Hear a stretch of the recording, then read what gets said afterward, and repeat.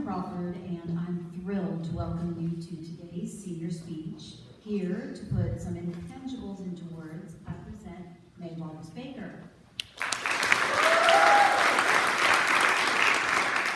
May Wallace is joined today by her parents, Vic and Jennifer Baker, her younger sisters, Clara and Isabella, as well as a host of family friends. May Wallace's grandmothers are joining us virtually, as well as her older brother, Jack, who is supporting his sister from Athens. Go Dogs! It is a real pleasure to welcome them here today.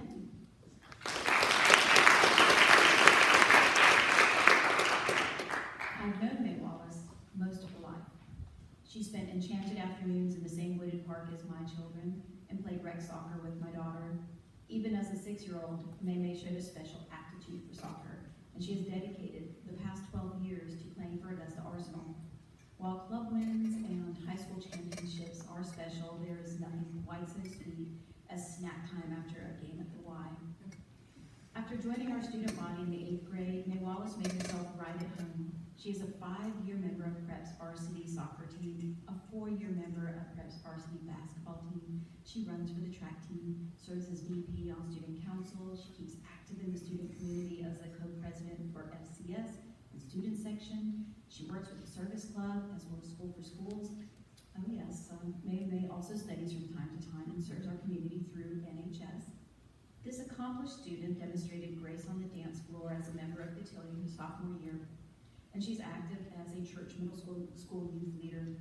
May Wallace loves to babysit in her free time, and she claims to have seen every episode of Little House on the Prairie more times than Grey's Anatomy.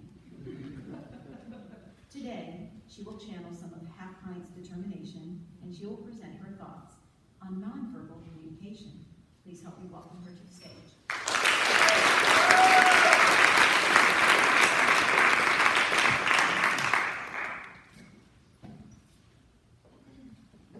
Thank you, Ms. Crawford, for that kind introduction. You were always my favorite person to see after swim meet since you were serving the nachos. I would like to thank my parents for all their love and support, my grandmothers for praying me through today, and my siblings for being my best friends. I would also like to thank my teachers and coaches for your dedication and extra efforts both in the classroom and on the field. Criminal Minds, NCIS Los Angeles, Miami, New Orleans, Hawaii, Chicago PD, Psych, White Collar, multiple law and orders, the list goes on. Have you ever wondered why there are so many crime shows? On television, in podcasts, and in other forms of media, crime shows account for nearly 25% of all broadcasts. Research indicates a key aspect of this is due to our interest in human behavior. A fascinating aspect of human behavior, particularly in these shows, is learning about nonverbal communication, or body language, as it is more commonly known. I think most of us would say we have some knowledge of body language. We've certainly heard our parents remind us to stand up straight or stop rolling our eyes, right? Those are obvious examples, but maybe, like me, you didn't know that experts say 70 to 90% of all our communication is nonverbal. That's a lot of eye rolling. Seriously though, think about those numbers, 70 to 90%, which means inversely as little as 10% of our communication is verbal. You may be surprised by all the subtle gestures you use in your day-to-day life. You likely are not even aware of them, yet they have a huge impact on your interactions.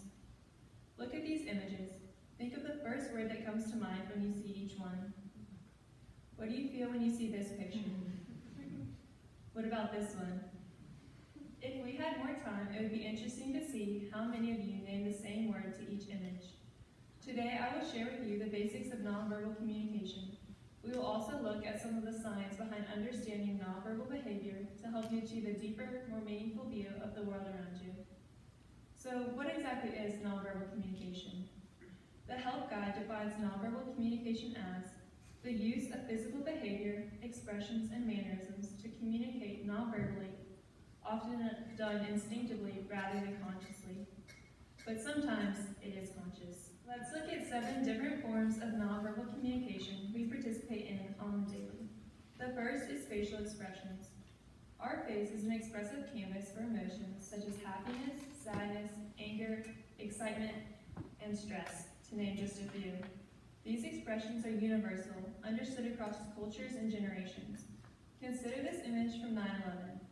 The photographer captured the fear, sadness, and shock felt by individuals from all walks of life. The second form of nonverbal communication is our body movement. How we walk, how we stand, and how we sit send clear messages to those around us. Like these contrasting images, for example. Our posture accounts for the majority of our nonverbal communication. Similar to body movement, yet more specific, is the third nonverbal, gestures. Gestures consist of pointing with our finger, throwing our hands up when we are angry, or a thumbs up to indicate all good. Unlike our facial expressions, gestures are not always universal. So I asked Pedro something about Americans do that is completely different than in his home country of Brazil. He said, "This sign here in the US means okay, right? In Brazil, this is like showing the middle finger." Therefore, when traveling internationally, you want to be especially aware of your gestures so you're not saying something unintentionally. Fourthly, eye contact. Thanks to Mr. Jive's numerous reminders to keep our masks over the nose and under the chin, I think we've all taken eye contact to a new level over the past year.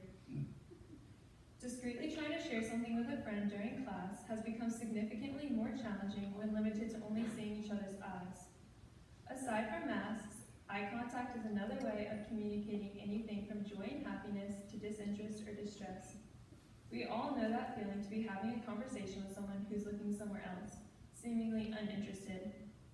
On the other hand, if you're talking to someone and they're staring into your soul, you likely feel really uncomfortable and perhaps creeped out. Thus, appropriate eye contact makes a big difference in your interactions.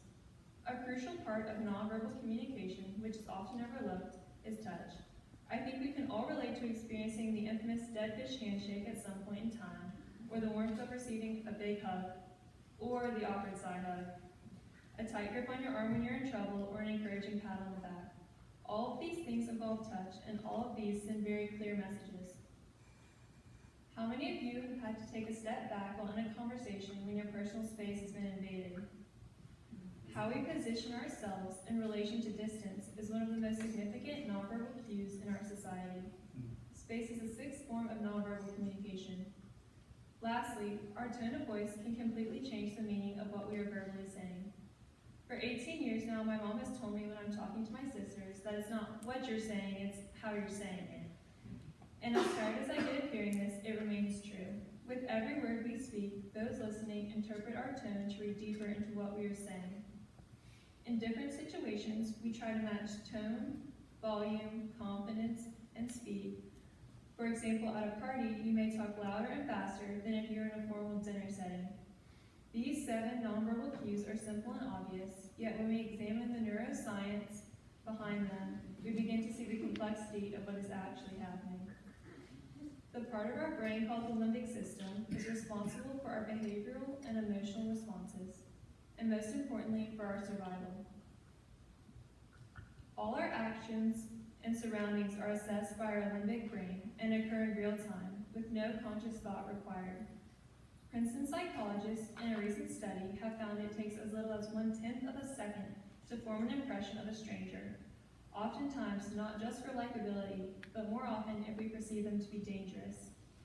One of the critical outlets of the limbic brain survival techniques include the 3 F's of nonverbal communication, which you are likely already familiar with. The first F, freeze, is used in avoiding detection from people and things we perceive as predatory. We as humans instinctively freeze when we hear a loud noise, such as a swell water bottle hitting the ground during an exam, or when you suddenly see a car zooming towards you as you're walking across the street. We freeze as a means to allow time for our brain to assess the situation and determine the best course of action to remove us from the danger. The second F is flight. Our flight response immediately kicks in when freezing isn't enough. Most of us would turn and run from the danger in an attempt to create distance from us and the harmful element.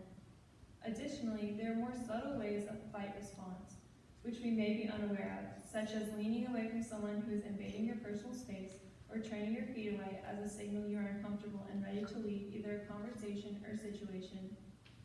When all else fails, we turn to our third and final F, fight.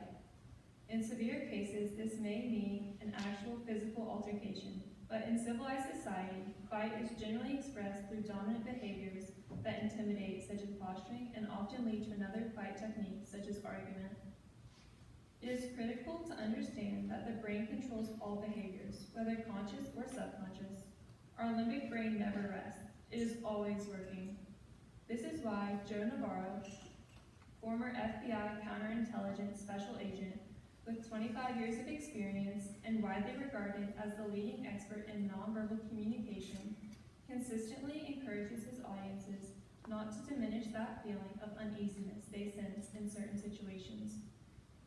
He would contend it is the limbic brain at work, subconsciously recognizing nonverbal cues that the conscious mind may not be detecting. Thus, he would say, you never have a social obligation to become a victim. Navarro developed what we now know as the Behavioral Analysis Unit of the FBI, as featured in Criminal Minds.